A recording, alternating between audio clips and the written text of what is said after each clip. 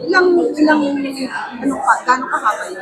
Gano'ng katagal mo? Gano'ng katagal? Madali lang po siya eh. Depende sa iyo yun. Madali na. Pero ginagawa ko kasi, marami ko yung pinahit yung 1 year.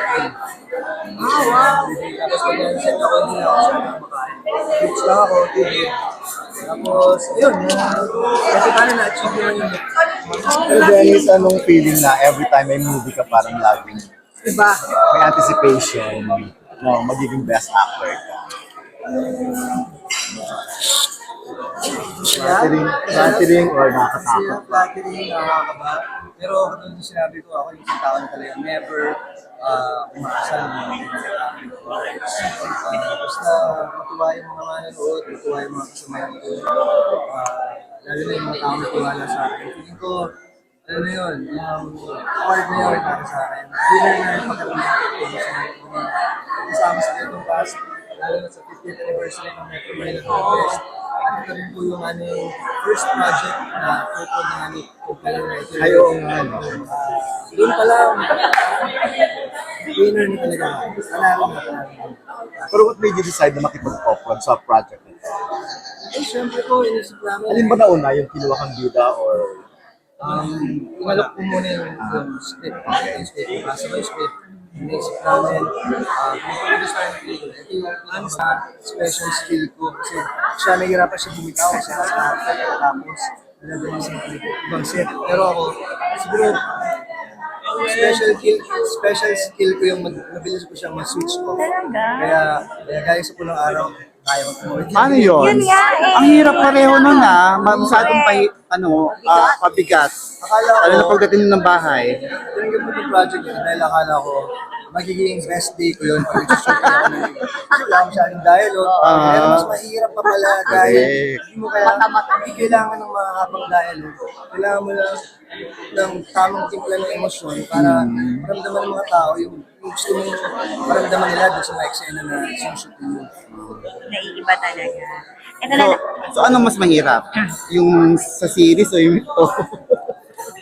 Pareho silang mahirap. Masakit sa utak yung pulang araw. Oo, Dahil di ba? kailangan Kasi ko iba yung Japanese. Japanese. Nagsasalita ako ng isang foreign language na minsan, di ko alam talaga kung ano yung ibig sabihin. Pero, ano yun, kailangan mo maging convincing. Yes. Siguro yun yung pinakamahirap eh, maging convincing ka sa bawat role na gagawin mo. Maging hapon naman, noong unang panahon, nung preso ka, yung mga panahon na to. So, yung pinakamahirap, paniwalaan ng mga tao na talagang preso ka, paniwalaan ng mga tao na talagang kapun ka. Marami kang detalye na kailangan isipin para mabuo yun at mapaniwala. Ano reaction din? Saan? Ito. Hindi pa. Kasi nga, first time ko rin napanood. And feeling ko magiging sobrang proud siya. Bukod sa yung first project ng kumpanya namin. Okay. Sobrang happy siya. Sana nga. Sinihan. Pero, hanggang ko yung support niya dito. Kaya, mahal ko rin. ikaw siguro ano na lang, since ilang beses kayo nakapag-work na ni Direk, ano na lang, paano mo ma-describe yung working relationship nyo now? Siguro mas komportable na sa isa't isa. Mas kilala na namin yung isa't isa. And siguro, yung pinakamagandang trait ni Direk Sig as director, yung talagang nakikita mo yung pagmamahal na binibigay niya sa bawat proyekto. Hindi niya mamadaliin kahit na baka ilang eksena lang kayo sa isang araw. Basta yung mga eksena niya talagang binigay niya yung best niya at talagang pinaganda niya. Mararamdaman mo yung care niya sa isang proyekto na alam mo hindi niya pababayaan bawat eksena. Kahit sa script minsan, i-rewrite niya para maging tugma at maging swak ng timpla. Mas ma-transfer pa yung energy mo sa acting.